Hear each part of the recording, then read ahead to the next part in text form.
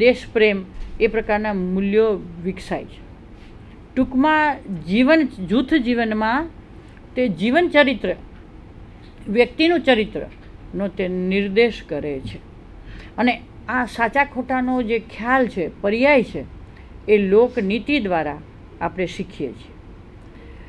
પરિણામે સમનર કહે છે કે લોકનીતિમાં ઘણી વખત એવું બને, ક્રાંતિથી પણ તેને બદલવામાં આવે છતાં પણ અમુક નીતિના મૂલ્યો છે, નૈતિકતાના જે ધોરણો છે તે તો જળવાઈ જ રહે છે. ગમે એવી ક્રાંતિ થાય, ગમે એવા આપણે ફેશનેબલ બનીએ, ગમે એવા અત્યારના પ્રત્યક્ષવાદના, વિજ્ઞાનવાદના યુગમાં આપણે ગમે એટલી આગળ નીકળી જઈએ, પણ જે અમુક મૂલ્યો જે મસ્ત જે છે લોકનીતિના, એ તો જળવાઈ જ રહે છે, એ બદલાતા નથી. એક યા બીજા સ્વરૂપે એ પોતાનું જે સ્વરૂપ છે એ જાળવી રાખે છે. હવે એ પછીનું આવે છે સામાજિક નિયંત્રણનું સાધન રિવાજ. રિવાજ શબ્દ એ ખૂબ જ વિસ્તૃત છે. એ બસ્ટીડર્ડ કહે છે કે લોકનીતિ અને લોકરીતિ એ બધામાં સમાન અર્થે રિવાજ છે એ પ્રતિબિંબિત થાય છે. કારણ કે રિવાજને આપણે જોઈએ તો એના પ્રાથમિક ખ્યાલ તરીકે જોઈએ તો કે એને કિંગ્સલે ડેવિસ રીતે નોંધે છે કે રિવાજ એ કેવું છે, પેઢી દર પેઢી ઉતરી આવે છે, પેઢી દર પેઢી તેનું અનુસરણ થાય છે. સમાજીકરણ, આદતીકરણ, આંતરીકરણ, જીવનની કાર્યપદ્ધતિ દ્વારા તે આપણે શીખીએ છીએ. એટલે આપણા જિંદગીમાં એ સહજ રીતે વણાઈ જાય છે અને તેથી આપણને લાદેલું હોય એવું લાગતું નથી.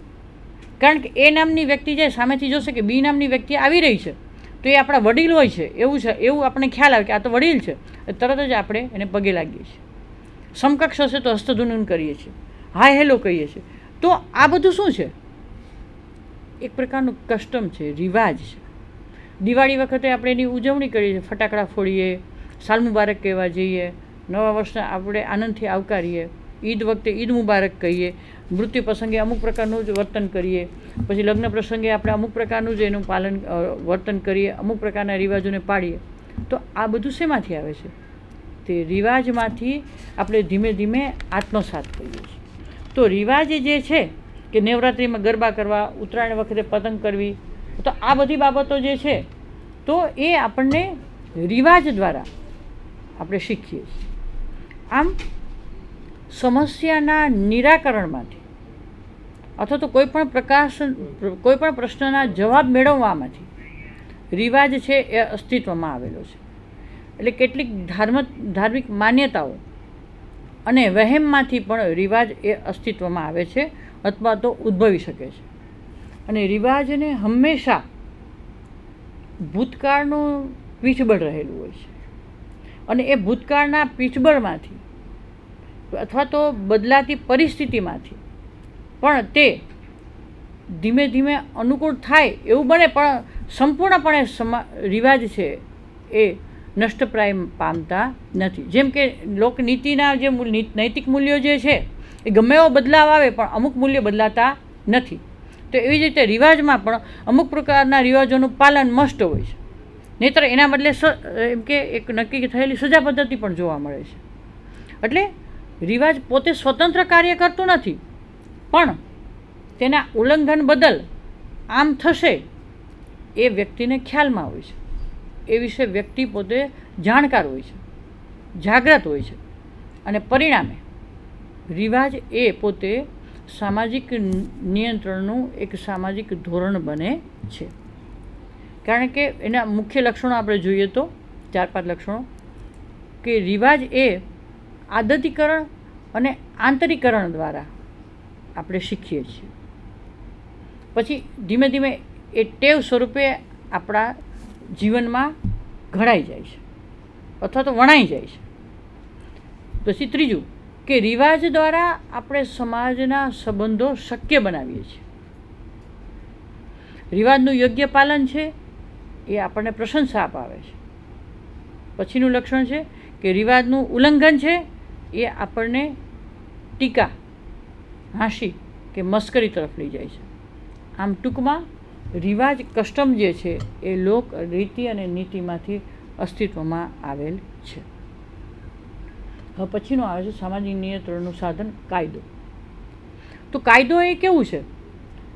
કાયદો તો હંમેશા આપણે એ શબ્દ આવે એટલે આપણને વજનદાર ભારે શબ્દ લાગે. શબ્દ એ કેવો હોય? હસતો, રમતો, ઉછળતો, કૂદતો બધા જ પ્રકારનો હોય. તો અમુક શબ્દ ભારેખમ પણ હોય. યૌવન શબ્દ છે તરત આપણને રસ્તો આમ રમતો, ઉછળતો, કૂદતો એવું લાગે. પણ કાયદો શબ્દ આવે એટલે આપણે તરત જ ગંભીર થઈ જઈએ છીએ. કારણ કે એ બાબત જ એવી છે. એ ઔપચારિક પ્રકારનું સામાજિક નિયંત્રણનું સાધન છે. અને સમાજશાસ્ત્રીય પરિભાષામાં તેને કાનૂન પણ કહેવામાં આવે છે. અને એ આપણે બુદ્ધિપૂર્વક આયોજિત સ્વરૂપે મનુષ્યના અમુક પ્રકારના વર્તનને નિયંત્રિત કરવા માટે થઈને સમુદાયમાં તેને આપણે મૂકીએ છીએ. કે આ કાયદો જે છે એની રચના કરવામાં આવે છે. લોક રીતિ, નીતિ, રિવાજ એ બધાની પીઠબળ લઈને પછી કાયદાને રાજકીય સત્તાના લોકો અથવા તો રાજ્યની ધારાસભાની અંદર એને અદાલત દ્વારા સ્વીકારીને નિશ્ચિત બૌદ્ધિક રીતે ઘડવામાં આવે છે. એ ઉપરાંતે એ આપણે જોઈએ તો દસ્તાવેજી સ્વરૂપે એને નક્કી કરવામાં આવે છે. એના નિયમો મૂકવામાં આવે છે. એને કાનૂન કહેવામાં આવે છે. અને કાનૂનની પહેલી મહત્ત્વની વાત એ છે કે એનું ઘડતર થાય તે નિશ્ચિત હોય, તે લાગુ પાડવામાં આવે છે. અને જો તેનું ઉલ્લંઘન થાય તો નિશ્ચિત કરેલી નક્કી સજા પદ્ધતિ છે એ તરત જ કરવામાં આવે છે. એટલે એને સત્તાનું ખૂબ જ મોટું હિંસક પીઠબળ રહેલું છે. મનુષ્યની જે પારસ્પરિક હક અને ફરજની જે રીતિ છે, પેટર્ન છે જીવન જીવવાની, તો એ બધાની અંદર અને સમાજમાં જીવન જીવવા માટે મનુષ્યને શાંતિ, સલામતી, વ્યવસ્થા અને સુગઠિતતા પણ જોઈએ છે. તો આ બધા માટે થઈને કાયદો છે એ મહત્ત્વનો ભાગ ભજવે છે.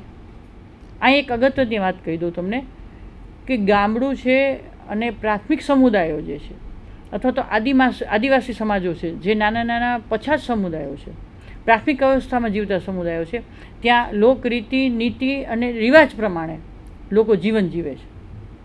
ત્યાં કાયદો એટલો બધો એ લોકો અનુસરતા નથી, પણ એ રીતિ અને નીતિથી એટલું જીવન જીવે છે કે એને કાયદાની જરૂર નથી પડતી.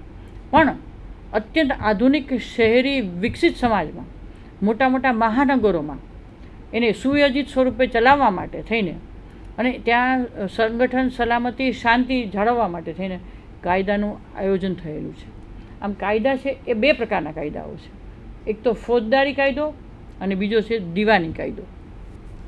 તો ફોજદારી કાયદામાં આપણે જોઈએ તો જાહેરમાં શાંતિ, નીતિ અથવા તો ગુનાઓ, ગંભીર ગુનાઓ, લૂંટફાટ, ચોરી, મારામારી જેવા કોઈ પણ પ્રકારના બનાવો જે છે એ બનાવો અટકાવવા માટે થઈને ફોજદારી કાયદો બનાવવામાં આવે છે.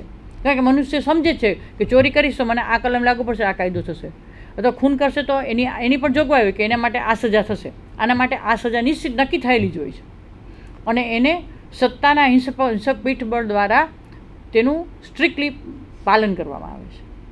તો બીજો કાયદો છે એ દીવાની કાયદો છે કે જે કાયદો વ્યક્તિઓ, જૂથો વચ્ચેના હકો, વ્યક્તિઓ વ્યક્તિ વચ્ચેના હકો અને જૂથ અને વ્યક્તિ વચ્ચેના હકો દ્વારા તે પ્રતિબિંબિત થાય છે. જેમ કે મિલકતને લગતા કાયદાઓ, લગ્ન સંસ્થાને લગતા કાયદાઓ, કુટુંબ સંસ્થામાં અમુક કરારના કાયદાઓ. તો આ બધી બાબતો જે છે એ બધા કાયદાઓ જે છે તેને દીવાની કાનૂન કહેવામાં આવે છે. કાયદાઓ એ નિશ્ચિત નિયંત્રિત સ્વરૂપનો ઘડવામાં આવેલો સત્તાના પીઠબળવાળો મહત્ત્વનો છે બાબત. પણ છતાં પણ તે લોક રીતિ, નીતિ અને રિવાજના પીઠબળમાંથી જ તે જન્મે છે. એટલે સામાજિક નિયંત્રણના બધા જ જે સાધનો મેં તમને આપને ગણાવ્યા કે લોકરીતિ, લોકનીતિ, રિવાજ, ફેશન, ધર્મ, સાંસ્કૃતિક મૂલ્યો, સામાજિક નિષેધો, એ બધા કેવા છે? અનૌપચારિક સાધનો છે. પણ કાયદો એ એક જ સાધન એવું છે કે જે ઔપચારિક છે, કે જ્યાં ક્યાંય લાગણી નથી આવતી, કે જ્યાં ક્યાંય દયાની વાત નથી આવતી અથવા તો જ્યાં ક્યાંય માફીની વાત નથી આવતી. એ તો સત્તાના પીઠબળ દ્વારા નક્કી થયેલું હોય. એ નિશ્ચિત સ્વરૂપનું જે પ્રકારની સજા, એ પ્રમાણે સજાનું પાલન કરવામાં આવતું હોય છે.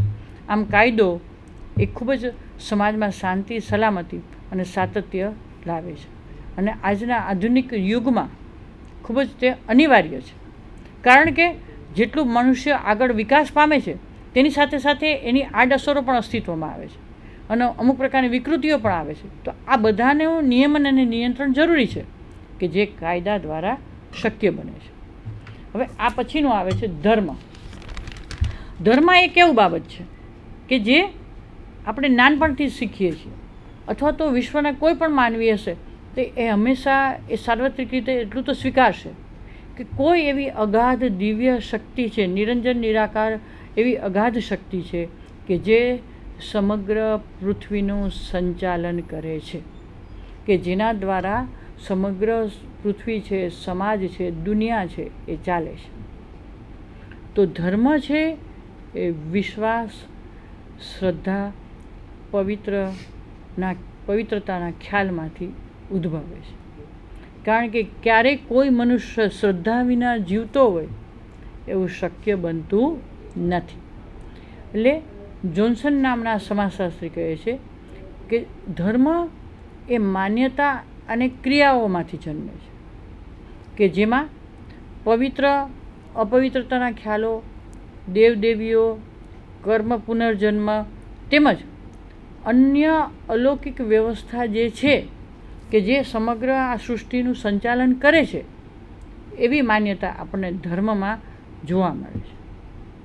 અને આમ ધર્મ સાથે મનુષ્યને અલૌકિક એક વિશિષ્ટ સંબંધ છે અને એ સંબંધ અને શ્રદ્ધામાંથી જ મનુષ્ય એ પોતાનું જીવન જીવી જાય છે. કારણ કે શ્રદ્ધા છે એ મનુષ્યને તારી દે છે અને શંકા એ મનુષ્યને હંમેશા ડૂબાડે છે. અને જે પવિત્રતાનો જે ખ્યાલ છે ને એ મનુષ્યની અંદર આદર ભાવ આપે છે. પરિણામે આપણે ભગવાનનું જ્યારે નામ લઈએ ત્યારે ખૂબ જ આદરથી અને શ્રદ્ધાથી લઈએ છીએ. એટલે ધર્મ એ કેવું છે, એ સમાજની અંદર નિયંત્રણ કરવાનું ખૂબ જ એક ભાવપૂર્ણ સાધન છે. એ રૂઢિચુસ્ત છે પણ સાથે સાથે તે અમુક બાબતોમાં મનુષ્યને હૂંફ આપે છે. એટલે પ્રસંગોપાત તેમાં વિઘટનને વિચલન આવે છે, પણ તેમ છતાં ધર્મ છે એ મનુષ્યને હંમેશા એક સહારો આપે છે. પછીનું આવ્યું ફેશન. આકર્ષક, એકદમ ઉડીને આંખે વળગે એવું એક સરસ મજાનું જો કોઈ સાધન હોય તો એ ફેશન. આજના બધા જ યૌવનમાં પગ મૂકતા અથવા તો તમારા જેવા વિદ્યાર્થીઓ જે હશે એને ગમતું વસ્તુ કે અમુક બાબતમાં કેવું છે કે બીજા જેવી દેખાવા માટેનો તે પ્રયત્ન કરે છે. જેમ કે ફિલ્મ સ્ટાર છે, અત્યારના સ્ટારોમાં તો આપણે કઈ જોઈએ તો કોણ છે, સલમાન ખાન. તો છોકરાઓ એની સ્ટાઇલ અનુસરશે, દીકરીઓ હોય તો એ કોઈ પણ એવી અભિનેત્રી હોય તો એની સ્ટાઇલ અનુસરશે. અને અમુક બાબતમાં કેવું છે કે બધાય કરતાં જુદો પડવાનો પણ પ્રયત્ન કરે છે. એટલે ફેશનમાં કેવું છે કે વિરોધાભાસ આપણને હંમેશા જોવા મળે છે.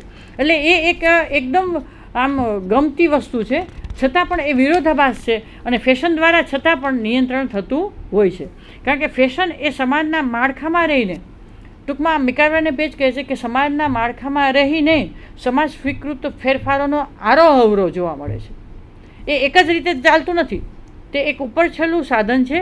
તે રિવાજ બદલવાનું કામ કરે છે. એમાં એકવિધતા અને અનેકવિધતા ઘણું બધું જોવા મળે છે અને તે ટેવ અને નૈતિકતા દ્વારા જ તેનું પાલન થાય છે. પણ તે અમુક મૂલ્યથી બહાર જતું નથી. હવે એ પછીના બે મૂલ્યો છે, સાંસ્કૃતિક મૂલ્યો અને સામાજિક નિષેધો. તો હું તમને ટૂંકમાં સમજાવી દઉં કે બંને સાથે સંકળાયેલા છે. કે સાંસ્કૃતિક મૂલ્ય જે છે એ ઉચિત અનુચિતનો ખ્યાલ સમજાવે છે, નૈતિક અનૈતિકતાનો ખ્યાલ સમજાવે છે અને નીતિના જે ખ્યાલો છે એ નિષેધોમાંથી આવે છે. નિષેધોનું આગળ પણ હું કહી ગઈ કે માતા અને પુત્ર વચ્ચે લગ્ન સંબંધ શક્ય નથી, ભાઈ અને બહેન વચ્ચે પણ નથી, એ નિષેધ મૂકે છે. સંસ્કૃતિના મૂલ્યો છે એ પણ આપણા વર્તન નિયંત્રિત કરે છે અને સામાજિક નિષેધો છે પણ આપણા વર્તનને નિયંત્રિત કરે છે. ટૂંકમાં આ બધા જ જે સાધનો છે એ સમગ્ર સમાજને ટકાવી રાખે છે અને સુગ્રથિત રાખે છે. છેલ્લે સામાજિક નિયંત્રણનું જો મહત્ત્વ જોઈએ તો સામાજિક નિયંત્રણ છે એ કેવી છે, વર્તનની સામ્યતા લાવે છે, સમાજમાં અનુરૂપતા લાવે છે, સમાજમાં એકતા લાવે છે, સમાજમાં સાતત્યપૂર્ણ લાવે છે, સમાજના વ્યવસ્થાની તે જાળવણી કરે છે.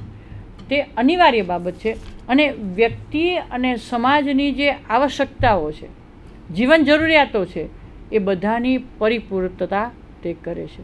એટલે સામાજિક નિયંત્રણ તો કેવું છે કે માનવ જીવન માટે એક અનિવાર્ય બાબત છે કે એ નિયંત્રણને પરિણામે જ મનુષ્ય છે એ પ્રાણી સમાજથી જુદો પડે છે અને પરિણામે આપણે ક્યારેય પશુની જેમ બેફામ વર્તતા નથી. પણ એક સામાજિક માનવીની રીતે સમાજની જે લક્ષ્મણ રેખા છે, જે મર્યાદા રેખા છે, એની અંદર જ આપણે જીવન જીવીએ છીએ.